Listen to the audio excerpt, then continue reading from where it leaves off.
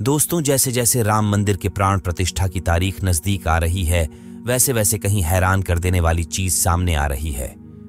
गुजरात से एक ट्रेलर पर 5500 किलो का ध्वज दंड अयोध्या पहुंच गया है, जो इतना ज्यादा बड़ा है कि इसको एक ट्रक के अंदर लाया गया है, जिसकी तस्वीर सामने आने के बाद पूरी दुनिया में चर्चा हो रही है।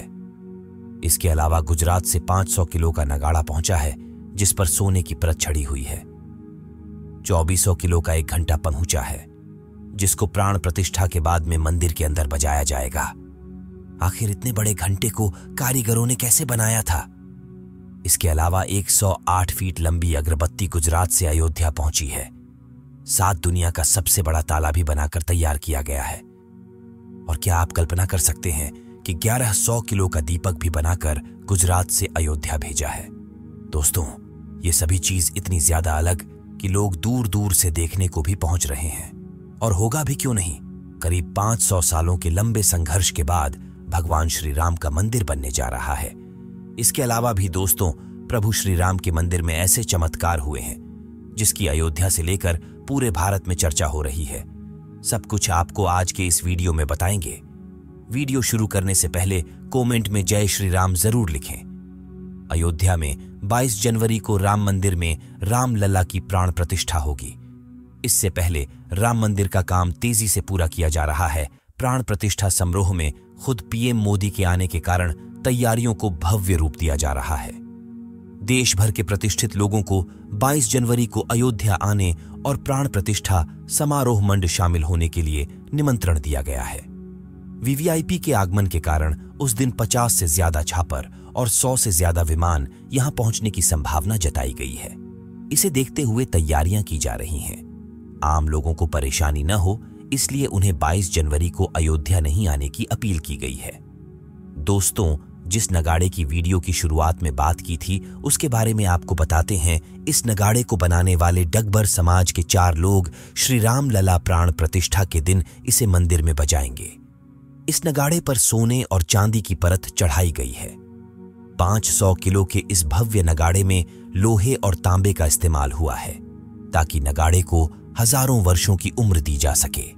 ये नगाड़ा गुजरात से एमपी होते हुए अयोध्या पहुंचा है 22 जनवरी को, और उसके बाद इसकी गूंज श्री राम मंदिर में सुनी जा सकेगी।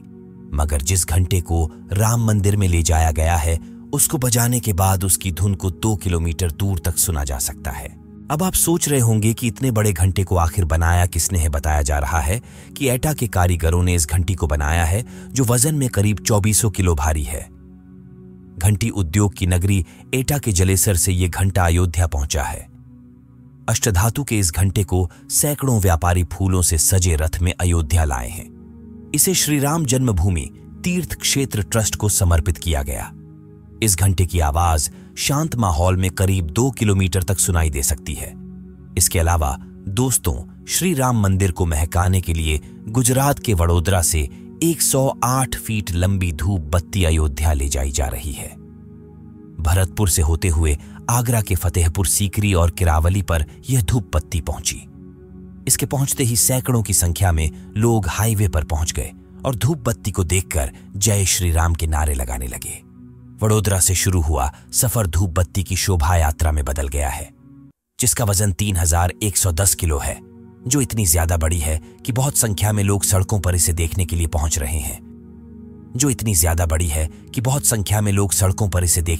रहे हैं। लगातार कारीगरों ने इस पर 6 महीने काम किया, तब जाकर यह धूप बत्ती बनकर तैयार हुई है, जिसे गुजरात के वडोदरा में बनाया गया है। इसे बनाने में कई प्रकार की जड़ी बूटियां का इस्तेमाल किया गया है। बताया जा रहा है कि यह 1.5 महीने तक लगातार ऐसे ही जलती रहेगी, और यह भी कहा जा रहा है कि इसकी सुगंध कई किलोमीटर दूर तक महसूस किया जा सकेगा। इसके अलावा दोस्तों, जो सबसे ज्यादा चर्चा का विषय बना हुआ है, वह गुजरात से अयोध्या पहुंच ध्वज दंड है। अयोध्या में राम मंदिर के शिखर पर लगने वाला ध्वज दंड सोमवार को अयोध्या पहुंच गया है। यह ध्वज दंड राम मंदिर के 161 फीट ऊंचे शिखर पर लगाया जाएगा। 44 फीट का ध्वज दंड जमीन से 220 फीट ऊंचाई पर लहराएगा।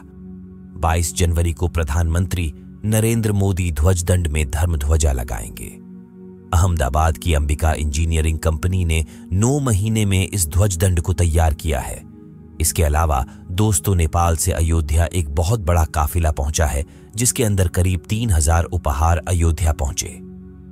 नेपाल के जनकपुर में मां सीता की जन्मभूमि से भगवान राम के लिए 3000 से अधिक उपहार अयोध्या पहुंचे हैं। चांदी के खड़ाओं, आभूषण और कपड़ों सहित तमाम उपहारों को इस सप्ताह जनकपुर धाम राम जानकी मंदिर से लगभग 30 वाहनों के काफिले में अयोध्या लाया गया। इसके अलावा दोस्तों, राम मंदिर के लिए स्पेशल घड़ी भी डिजाइन की गई है। लखनऊ स्थित एक सब्जी विक्रेता ने विशेष रूप से एक ऐसी घड़ी डिजाइन की है जो एक ही समय में 8 देशों का समय बताती है। राम मंदिर के अंदर जितनी भी चीजें पहुंची है वह बहुत ही ज्यादा बड़ी है। मंदिर के लिए ताला और चाबी पहुंचे हैं, जिसकी साइज जानकर आप भी हैरान रह जाएंगे। अलीगढ़ के ताला बनाने वाले सत्य प्रकाश शर्मा ने 10 फीट ऊंचे, 4.6 फीट चौड़े, 9.5 इंच मोटे और 400 किलोग्राम वजनी ताला चाबी तैयार किया है। उन्होंने कहा, यह दुनिया का सबसे बड़ा ताला और चाबी है। मैंने इसे राम मंदिर ट्रस्ट को उपहार में दिया है ताकि इसे मंदिर में प्रतीकात्मक ताले के रूप में इस्तेमाल किया जा सके। सूरत के एक हीरा व्यापारी ने 5000 अमेरिकी हीरे और 2 किलो चांदी का उपयोग करके राम मंदिर की थीम पर एक हार बनाया है। 40 कारीगरों ने 35 दिनों में डिजाइन पूरा किया है। इस हार को राम मंदिर ट्रस्ट को उपहार में दिया गया है। इसके अलावा दोस्तों, 1100 किलो का दीपक तैयार किया गया है। वडोदरा के रहने वाले किसान अरविंद भाई मंगल भाई पटेल ने 1100 किलोग्राम वजन का एक विशाल दीपक तैयार किया है। इसकी क्षमता 851 किलोग्राम घी की है। दीपक पंचधातु यानी सोना, चांदी, तांबा, जस्ता और लोहा से बना है। और दोस्तों, ये सब चीज देखकर आप भी हैरान रह गए होंगे। उत्तर प्रदेश के अयोध्या में भगवान श्री राम के भव्य मंदिर को 70 एकड़ भूमि में बनाया जा रहा है। यहां रामलला की मूर्ति की प्राण प्रतिष्ठा 22 जनवरी को की जाएगी। मंदिर के उद्घाटन में अब बहुत ही कम समय बचा है।